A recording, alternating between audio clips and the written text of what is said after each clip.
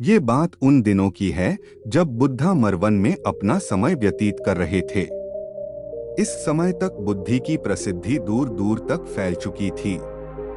बहुत दूर दूर से लोग अपनी चिंताओं और परेशानियों का समाधान खोजने के पास आते थे। ऐसे ही एक दिन जब बुद्धा मरवन में अपने शिष्यों को प्रवचन दे रहे थे, तो एक अधेड़ उम्र का व्यक्ति अपने 2021 वर्ष के पुत्र को अपने साथ लिए बुद्धि की तरफ चला आ रहा था। जब यह प्रवचन स्थल के पास पहुंच गए, तो एक नजर उन पर डाली और इशारे से बैठने के लिए कहा। जब प्रवचन समाप्त हो गया और सभी लोग वहां से चले गए, तो बुद्ध ने उस व्यक्ति को अपने पास बुलाया और बैठने के लिए कहा। वहां चारों तरफ हरियाली छाई हुई थी। मौसम बहुत सुहाना था और तरह तरह के पक्षियों की आवाजें गूंज रही थी। ऐसा नजारा देखकर उस व्यक्ति को अंदर से असीम शांति महसूस हो रही थी। इसके बाद बुद्ध ने उस व्यक्ति से आने का कारण पूछा, तो इस पर व्यक्ति ने कहा, यह तथागत, मैं 2 दिन की लंबी यात्रा करके अपने पुत्र को आपसे मिलवाने लाया हूँ। ये मेरा इकलौता पुत्र है और ये हर समय थका थका रहता है। ऐसा लगता है जैसे इसके अंदर कोई जान ही नहीं है, कोई प्राणी नहीं है। इसका स्वभाव भी काफी चिड़चिड़ा हो गया है। अगर हम इससे कुछ भी कहते हैं तो यह हमारी छोटी छोटी बातों पर गुस्सा हो जाता है। इसके देखने की क्षमता भी उम्र से पहले ही कमजोर हो गई है और इसके बाल भी सफेद पड़ने लगे हैं। इतनी कम उम्र में इतनी बड़ी उम्र का लगना मुझे तो कुछ समझ नहीं आ रहा। किसके साथ हो क्या रहा है तथागत? मैं अपने पुत्र के स्वास्थ्य को लेकर बहुत चिंतित हूँ।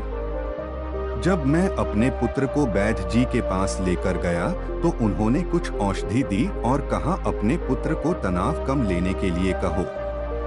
वो अपने दिमाग में बहुत अधिक तनाव लेता है, इसलिए उसकी ऐसी हालत हो गई है। लेकिन मुझे उनके बहुत समझाने के बाद भी तनाव का मतलब समझ नहीं आया। मुझे नहीं पता कि तनाव होता क्या है, यह किन कारणों से आता है और उसे कैसे अपने पुत्र के दिमाग से निकालूं। लेकिन मुझे सबसे पहले तो ये समझना है कि तनाव होता क्या है। इसीलिए तथागत मैं आपके पास आया हूँ। कृपया आप मेरी समस्या का समाधान कीजिए। यह सुन बुद्ध उसके पुत्र को बड़े ध्यान से देखते हैं, उसके चेहरे को देखते हैं, उसकी आंखों को देखते हैं और फिर उसके हाथों की नब्ज को भी देखते हैं। यह सारी विधि करने के पश्चात बुद्ध उस व्यक्ति से कहते हैं, तनाव लेना तो कोई नहीं चाहता, लेकिन फिर भी यह तनाव लोगों के दिमाग को दीमक की तरह पकड़ लेता है और व्यक्ति जान भी नहीं पाता कि वह तनाव में जी रहा है। लेकिन अगर व्यक्ति तनाव के कारणों को अच्छे से समझ लेता है और तनाव के बारे में कोई ऐसा पैमाना बना लेता है जिससे वह जान सके कि वह कितने तनाव में है, तो वह इस समस्या का समाधान भी खोज सकता है। सबसे पहले तो तुम ये समझो कि तनाव होता क्या है।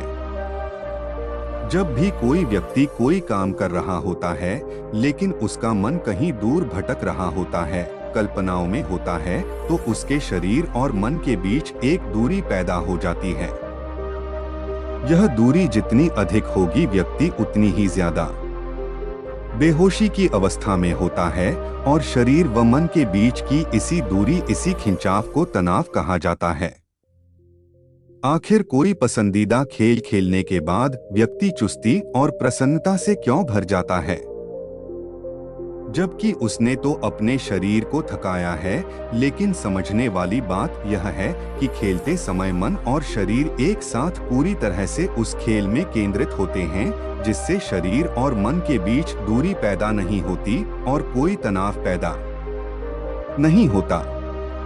और अगर दिमाग में कोई तनाव था भी तो वो भी दूर हो जाता है। लेकिन इसके विपरीत जब हम कोई ऐसा काम करते हैं जो हमें पसंद नहीं है, तो हमारा ससुर तो उस काम को कर रहा होता है, लेकिन हमारा मन कहीं दूर कल्पनाओं में भटक रहा होता है, जिससे शरीर और मन के बीच एक दूरी पैदा हो गई और तनाव ने जन्म ले लिया। इसीलिए व्यक्ति को एक समय पर सिर्फ एक ही काम करना चाहिए और अपने तन और मन की सारी शक्ति उसी एक काम पर लगा देनी चाहिए, जिससे व्यक्ति के अंदर तनाव पैदा ही ना हो। इसके बाद बुद्ध ने कहा, तनाव पैदा होने के मुख्य 8 कारण होते हैं और जिसने इन कारणों को समझ लिया वो जीवन भर तनाव मुक्त रह सकता है।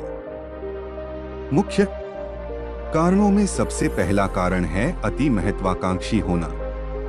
महत्वाकांक्षी होना अच्छी बात है, लेकिन क्या कभी आपने इस बात पर ध्यान दिया है कि इंसान के लक्ष्य कभी पूरी ही नहीं होते।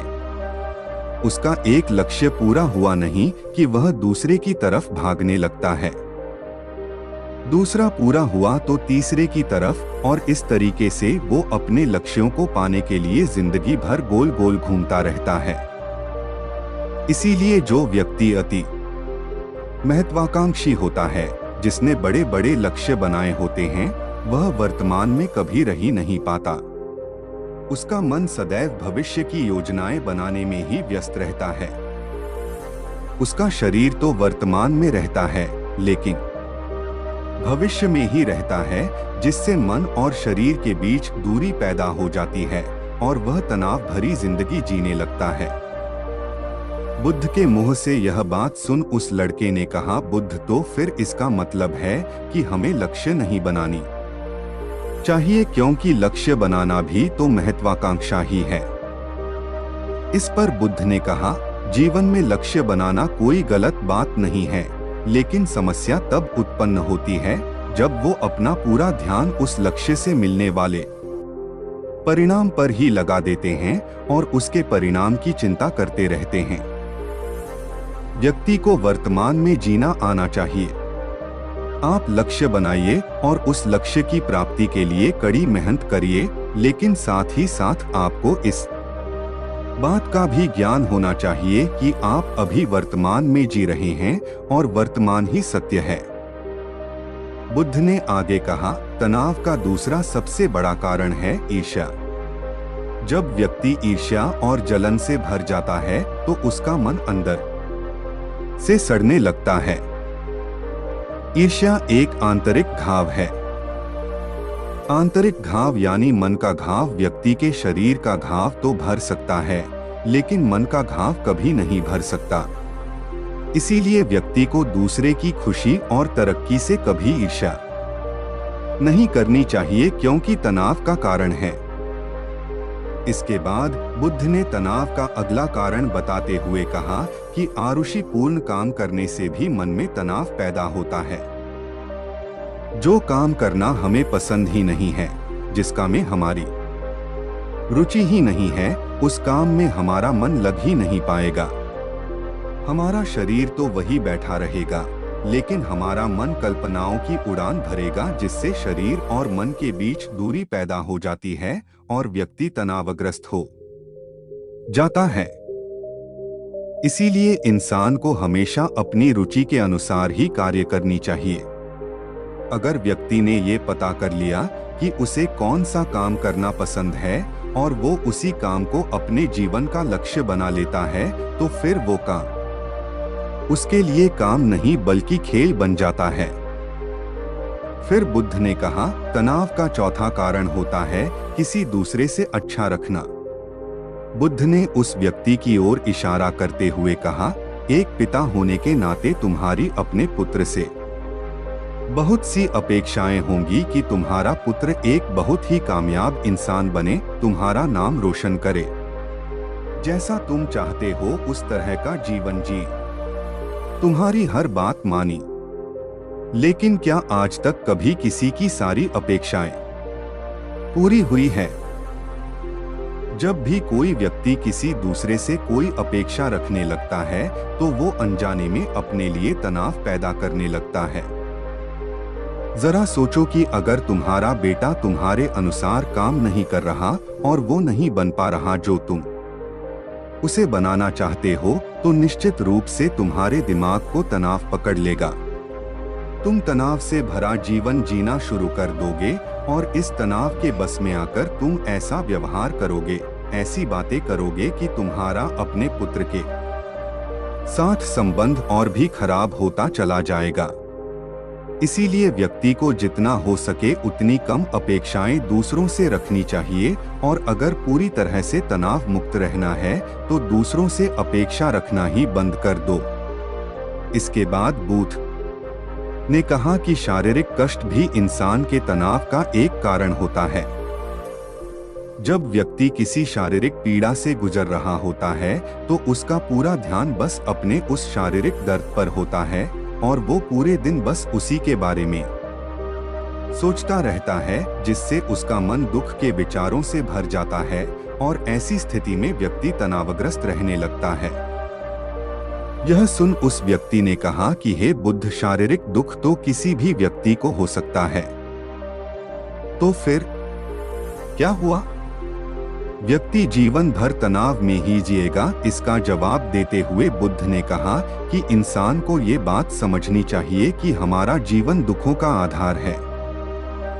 जैसे जैसे हमारा जीवन आगे बढ़ता है, इसमें दुख आते हैं, बीमारियां आती है और फिर अंत में मृत्यु भी आती है। तो बीमारियां इंसान के जीवन का अभिन्न अंग है, कोई इनसे बच नहीं सकता। बस किसी किसी के जीवन में ये समय से पहले आ जाती है तो किसी के बाद में पढ़ाती सबको है। जब इंसान का मन इस बात को अच्छे से समझ लेगा तो फिर वह अपनी बीमारी के बारे में सोच सोचकर ज्यादा तनाव नहीं लेगा, क्योंकि यह हमारे जीवन का अभिन्न हिस्सा है और इसके लिए व्यक्ति को शारीरिक रूप से भी अभ्यास करते रहना चाहिए। अपने जीवन में व्यायाम और स्वस्थ जीवन शैली को भी जगह देनी चाहिए ताकि उसका शरीर लंबे समय तक निरोगी रहकर सही से काम कर सके। तनाव का अगला कारण होता है अपनी योजनाओं को समझने के लिए समय न देना। कुछ लोगों के दिमाग में कोई विचार आया नहीं है कि वो बिना सोचे समझे उस पर काम करना शुरू कर देते हैं और जब उस काम में उन्हें असफलता मिलती है तो वह तनाव से भर जाते हैं, क्योंकि उन्होंने उस काम को शुरू करने से पहले उसके बारे में पूरी जानकारी इकट्ठा नहीं की थी। इंसान को कोई भी काम शुरू करने से पहले उसके अच्छे और बुरे परिणामों के बारे में ठीक से सोच विचार कर लेना चाहिए। इंसान को इस बारे में भी सोच लेना चाहिए कि अगर ये योजना सफल नहीं हुई तो फिर इसके बाद मैं क्या करूंगा। इसलिए व्यक्ति को अपनी योजनाओं को ठीक से समझने के लिए पूरा समय देना चाहिए ताकि बाद में उस योजना की वजह से तनाव पैदा ना हो।